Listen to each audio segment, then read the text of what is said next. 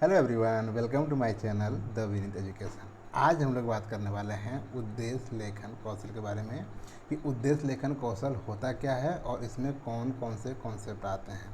ठीक है, उद्देश्य का मतलब होता है एम, ऑब्जेक्टिव, जो कि आप क्रिएट करते हैं किस लिए, किसी चीज़ को अचीव करने के लिए। ठीक है, ऐसे ही हम लर्निंग प्लान में पहले ऑब्जेक्टिव बनाते हैं। ठीक, अब ये जो ऑब्जेक्टिव हम बनाते हैं, ये दो तरीके के ऑब्जेक्टिव हम बनाते हैं। पहला जनरल ऑब्जेक्टिव यानी समान उद्देश्य, एंड दूसरा स्पेसिफिक ऑब्जेक्टिव यानी विशिष्ट उद्देश्य। ठीक है, तो जब हम जनरल उद्देश्य जो क्रिएट करते हैं वो डील करता है कि हम क्या पढ़ाने वाले हैं। ठीक है, हम क्या अपने साइड से डिलीवर करने वाले हैं स्टूडेंट में। ठीक, वो डील करता है आपके प्रेजेंट के टीचिंग से। ठीक है, जो आप टीच करने वाले हैं। ठीक, जो भी आप इन्फॉर्मेशन अपने साइड से ऐड करने वाले हैं, अपने स्टूडेंट के कॉग्निटिव माइंड में इम्पार्ट करने वाले हैं, उससे डील करता है। देन आपका दूसरा आता है स्पेसिफिक ऑब्जेक्टिव, जिसको बोलते हैं विशिष्ट उद्देश्य। विशिष्ट उद्देश्य डील करता है व्हाट टू यू अचीव, कि आपने अचीव क्या किया। ठीक है, आउटकम क्या आए, जो आपने टीच किया उससे स्टूडेंट के आउटकम क्या आए। क्या जो भी आपने उसको टीच किया उसमें स्टूडेंट एबल हो गया है उसको डिफाइन करने के लिए, उसको क्लासीफाई करने के लिए, उसको एक्सप्लोर करने के लिए, उसको लिखने के लिए, उसको बताने के लिए, उसको समझाने के लिए। ये सारी चीज़ें उसके अंदर डेवलप हो गई हैं कि नहीं। अर्थात कॉग्निटिव, अफेक्टिव और साइकोमोटर तीनों जो डोमेन हैं, वो उस पर जो आपने अपने एम्स और क्रिएट किए थे, ऑब्जेक्टिव बनाए थे, वो प्राप्त हुए कि नहीं। ठीक है, अब हम देखेंगे कि ऑब्जेक्टिव होता क्या है पहली चीज़, और कैसे हम इसको क्रिएट करेंगे वो भी हम देखने वाले हैं। तो जब हम बात करते हैं कि ऑब्जेक्टिव जब हम क्रिएट करते हैं अपने लर्निंग प्लान में, तो जो आपका ऑब्जेक्टिव हो उसके 6 कैरेक्टर्स होते हैं। ठीक है, जिसमें कि पहले जो भी आप ऑब्जेक्टिव बना रहे हैं वो स्पष्ट हो, मतलब छोटे साइज में हो, वो स्टूडेंट को समझ में आ जाए कि जो भी आप रखने वाले हैं, ताकि वो अचीव हो जाए। देन दूसरा होता है कि मापनीय हो, जो भी आप ऑब्जेक्टिव रख रहे हैं उसको अचीव होने के बाद उसको मापा जा सके, उसका मेजर हो सके। ये चीज़ें होनी चाहिए, एंड वो चीज़ें अचीवेबल हों। ऐसा नहीं हो कि आप बहुत बड़ी बड़ी चीज़ें ला के उसमें रख दिए लेकिन वो अचीव नहीं होने वाली हों। तो ऐसा आपको नहीं करना है, बल्कि ऑब्जेक्टिव आपको ऐसा रखना है कि वो अचीव हो सकें। ठीक है, देन उसके बाद क्या कि वो टाइमबद्ध हो, समयबद्ध हो, अर्थात एक टाइम के लिए हो, सर्टेन टाइम के लिए हो। ऐसा नहीं कि आपने ऑब्जेक्टिव की बना लिया और वो अचीव ही नहीं हुआ, और आपका जो पीरियड है टीचिंग का वो भी ख़त्म हो गया। ठीक, तो ऐसी आपको नहीं करना है। देन अगेन सबसे इम्पोर्टेंट कि जो भी आप ऑब्जेक्टिव बना रहे हैं वो स्टूडेंट सेंटर हो। अब जब स्टूडेंट सेंटर की बात आती है तो पहले आपको अपने लर्नर के बारे में जानना होगा कि आपका जो स्टूडेंट है वो कौन से लेवल पे है, मेमोरी लेवल पे है, अंडरस्टैंडिंग लेवल पे है, कि रिफ्लेक्टिव लेवल पे है। देन उसके अनुसार आप ख्याल रख के अपने ऑब्जेक्टिव को क्रिएट करेंगे। अब हम देखेंगे कि ऑब्जेक्टिव हम बनाएंगे कैसे। ठीक है, तो आइए देखते हैं। तो जब भी हम ऑब्जेक्टिव को क्रिएट करते हैं तो उसमें हमें 3 चीज़ों का ध्यान रखना होता है। पहला आपका होता है कॉग्निटिव डोमेन। ठीक है, देन दूसरा आपका होता है अफेक्टिव डोमेन, एंड थर्ड आपका होता है साइकोमोटर डोमेन। इन 3 चीज़ों को आपको ध्यान में रख के अपने ऑब्जेक्टिव को क्रिएट करना होता है। जब हम बात करते हैं कॉग्निटिव डोमेन की, तो ये डील करता है आपके इन्फॉर्मेशन से, समझ से, एंड विश्लेषण से, ज्ञान से, समझ से और विश्लेषण से। ठीक, जब हम बात करते हैं अफेक्टिव डोमेन की, तो ये डील करता है आपके इंटरेस्ट से, आपके परसेप्शन से और आपके फीलिंग से।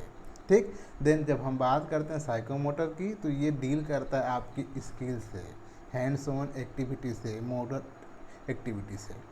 ठीक है, अब हम देखेंगे कि हम क्रिएट कैसे करेंगे ऑब्जेक्टिव।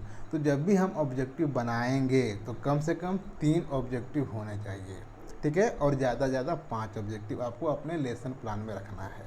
ठीक, तो जब हम 3 ऑब्जेक्टिव रखेंगे तो अगेन उन 3 ऑब्जेक्टिव जो आप रखेंगे उसमें कॉग्निटिव, अफेक्टिव और साइकोमोटर, इन तीनों डोमेन से आपके ऑब्जेक्टिव क्रिएट किए जाएंगे।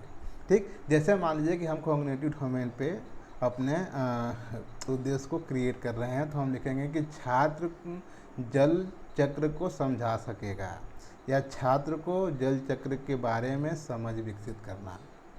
ठीक, अब छात्र के अंदर जल चक्र के बारे में समझ विकसित करना, ये आपका हो गया सामान्य उद्देश्य, क्योंकि ये डील कर रहा है आपके प्रेजेंट से। अगर इसको हमको बनाना है स्पेसिफिक उद्देश्य, तो इसमें हम लिखेंगे कि छात्र जल चक्र को समझा सकेंगे। ठीक है, छात्र जल चक्र का वर्णन कर सकेंगे, छात्र जल चक्र के बारे में लिख सकेंगे। ठीक, ये क्या हुआ, आपका फ्यूचर में चला गया। जब हम प्रेजेंट में लिखते हैं तो वो होता है बिफोर टीचिंग। ठीक है, जब हमने अभी टीचिंग नहीं की, अभी हमने अपना जनरल ऑब्जेक्टिव क्रिएट किया है कि क्या क्या चीज़ें हम रखने वाले हैं, क्या क्या डील करने वाले हैं। ठीक, स्पेसिफिक ऑब्जेक्टिव जो होता है वो डील करता है आपके आफ्टर टीचिंग की, कि जो भी आपके स्टूडेंट के साइड से आउटकम आए। जैसे मैं आपको ये टीच कर रहा हूँ, आप अपने साइड से इंफॉर्मेशन ऐड कर रहा हूँ, तो मेरा स्पेसिफिक एम क्या है कि आप इसके बारे में समझ जाएंगे, आप इसके बारे में बता पाएंगे, आप इसके बारे में लिख पाएंगे। समझ जाएंगे या समझा पाएंगे अफेक्टिव डोमेन, बता पाएंगे कॉग्निटिव डोमेन, ठीक, लिख पाएंगे अगेन साइकोमोटर डोमेन। ये मेरे 3 डोमेन जो अचीवेबल हैं। ठीक है, जो चीज़ें हो सकती हैं। तो आपको अपने उद्देश्य कौशल में ये चीज़ें ही रखनी है। जैसे कि आप देख सकते हैं यहाँ पे हमने लिखा है समान उद्देश्य। जैसे कि आप अगर मान लीजिए कि आप हिंदी के टीचर्स हैं, भावी शिक्षक हैं, तो उसमें आप लिखेंगे कि छात्रों में हिंदी विषय की समझ विकसित कराना। ठीक है, प्रेजेंट में है, ये आपका जाएगा समान उद्देश्य। दूसरा, ये आपका डील करेगा कॉग्निटिव से। क्यों? क्योंकि इसमें क्या है, समझ, कॉग्निटिव लेवल की बात हो रही है। ठीक, फिर उसके बाद आपका छात्रों में हिंदी विषय के द्वारा मानसिक शक्तियों का विकास करना। मेंटल जो चीज़ें होती हैं वो डील कहाँ करती हैं, कॉग्निटिव डोमेन अर्थात स्कीमा से, आपके मेंटल कॉग्निटिव माइंड से। ठीक, ये भी उसमें जाएगा। फिर दूसरा आपका है हिंदी में, छात्रों में हिंदी विषय के द्वारा राष्ट्रीयता की भावना का विकास कराना। अब भावना या राष्ट्रीयता का विकास करना है, क्या है, फीलिंग, अटैचमेंट, किससे, अपने कंट्री से, उसको आपको बिल्ड करना है, डेवलप कराना है अपने स्टूडेंट में। ठीक, ये हो गया आपका अफेक्टिव डोमेन। देन उसके बाद आपका आता है 4th वन, कि छात्रों में हिंदी विषय के द्वारा शुद्ध लेखन कौशल का विकास करना, अर्थात हैंड्स ऑन एक्टिविटी। अब आपके जो स्टूडेंट हैं वो शुद्ध वर्तनी में चीज़ों को लिख पाएंगे। ठीक है, ये आपके 3 डोमेनों के समान उद्देश्य में। ठीक है, अब हम देखते हैं कि विशिष्ट उद्देश्य में कैसे इसको रखेंगे। जब हम बात करते हैं स्पेसिफिक ऑब्जेक्टिव की, तो ये डील करता है आपके स्टूडेंट के आउटकम से। ठीक है, अर्थात आफ्टर टीचिंग आप एक्सपेक्ट करते हैं कि आपके स्टूडेंट से आउटकम आए, क्या, जो भी आपने टीच किया है, जो भी कंटेंट आपने अपने साइड से डिलीवर किया है, ट्रांसफ़र किया है, वो चीज़ें आप अपने स्टूडेंट में सोचेंगे कि वो उस चीज़ों को बता पाए, समझा पाए, लिख पाए, ताकि आपकी टीचिंग सफल हो पाए, आपके जो ऑब्जेक्टिव हैं वो अचीव हो पाएँ। ठीक है, तो जब हम बात करते हैं विशिष्ट उद्देश्य की, तो ये डील करता है आपकी आउटकम से, स्टूडेंट के आउटकम से। ठीक, जब हम इसको क्रिएट करेंगे तो ये हमेशा फ्यूचर में रहेगा। ठीक है, क्योंकि आप ये एक्सपेक्ट करके चलेंगे कि चीज़ें हो सकेंगी। जैसे इसमें है कि छात्र भारत के स्वतंत्रता संग्राम के कारणों को बता सकेंगे। मान लीजिए कि आपका टॉपिक है स्वतंत्रता संग्राम, अब आपने उसके बारे में टीच किया। ठीक, तो जब आपने उसको टीच किया तो अब आप अपने स्टूडेंट से एक्सपेक्ट करेंगे कि वो उन चीज़ों को बता पाएँ, पहली चीज़। दूसरी चीज़, वो उन चीज़ों को समझा पाएँ। ठीक है, एंड 3rd वन, कि वो उन चीज़ों को लिख पाएँ। ठीक, ये आपकी 3 चीज़ें हो गई। जैसे आपका बता पाएंगे कॉग्निटिव डोमेन, समझा पाएंगे फीलिंग अफेक्टिव डोमेन, एंड लिख पाएंगे हैंड्स ऑन एक्टिविटी अर्थात साइकोमोटर डोमेन। तो आई होप कि आपको उद्देश्य लेखन कौशल समझ में आ गया होगा। अगर कहीं भी आपको समस्या है तो आप कमेंट बॉक्स में पूछ सकते हैं। तो मिलते हैं ऐसे ही मज़ेदार वीडियो में।